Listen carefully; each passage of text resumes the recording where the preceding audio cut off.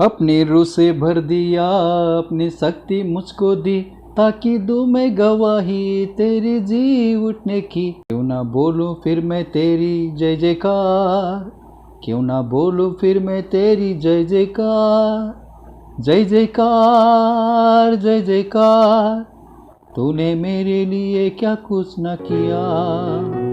परम प्रभु परमेश्वर पिता को महिमा और बड़ाई हो। आइए हम आज का मनन के लिए भजन संहिता का पुस्तक उसका 58वां अध्याय हम देखेंगे। हे मनुष्य, क्या तुम सचमुच धर्म की बात बोलते हो? हे मनुष्य वंशियों, क्या तुम सिधाई से न्याय करते हो? नहीं, तुम मन ही मन में कुटिल काम करते हो।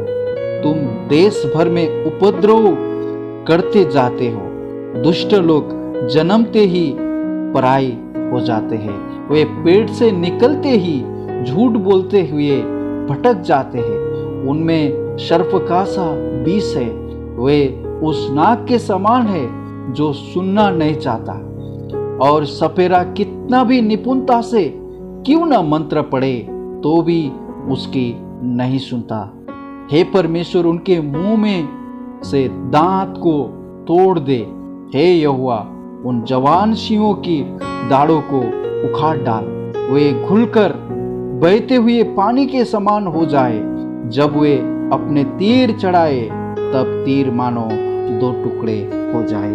मेरा प्रियो, यहाँ पर परमेश्वर का दास दाऊद उन स्वर्गीय न्याय के लिए प्रार्थना करते हैं। परमेश्वर से उसका न्याय करने के लिए, उन दुष्ट न्यायियों का न्याय करने के लिए जो इन संसार में उस दुष्टता से भरे हुए जीवन को जीते हैं, उनके लिए प्रार्थना करते हैं। और जो कोई धर्म की राह पर चलते हैं उनके लिए सराहना करते हैं। 11 वचन में इस तरह से कहता है, तब मनुष्य कहने लगेंगे, निश्चय धर्मी के लिए फल है, निश्चय परमेश्वर है जो पृथ्वी पर न्याय करता है। मेरा प्रियो, दुष्टों का न्याय के लिए परमेश्वर से प्रार्थना करते हैं और धर्मी का जीवन किस तरह से सुधर जाएंगे।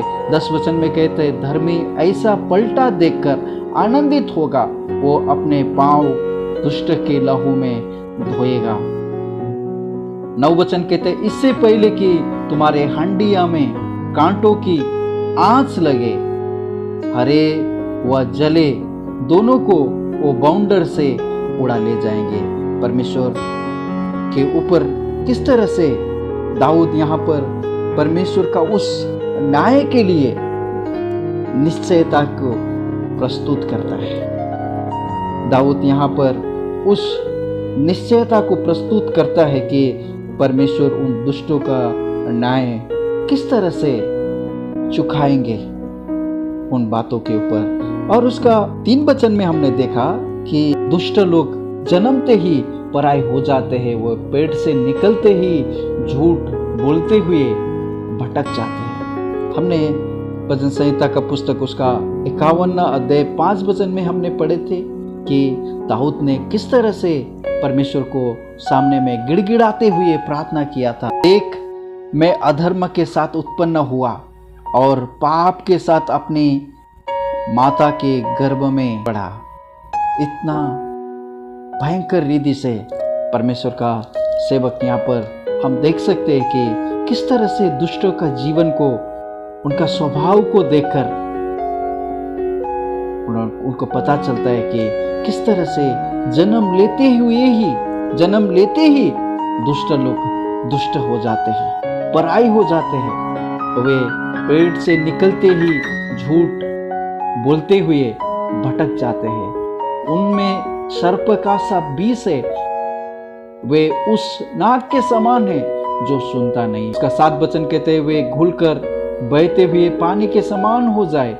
जब वे अपने तीर चढ़ाए तब तीर मानो 2 टुकड़े हो जाए। वे घोंगे के समान हो जाए जो घुलकर नष्ट हो जाता है, और स्त्री के गिरे हुए गर्भ के समान हो जिसने सूरज को देखा ही नहीं। ये वचन आप और मेरे लिए किस तरह से परमेश्वर उस दुष्टों का न्याय करने वाले हैं। भले ही आज वर्तमान में हम कष्ट में हैं, भले ही आज वर्तमान में हम विपत्ति के ऊपर विपत्ति में होकर हम चलते होंगे, परंतु परमेश्वर एक दिन सारा जगत का न्याय करने का समय दुष्ट का न्याय किस तरह से करेंगे।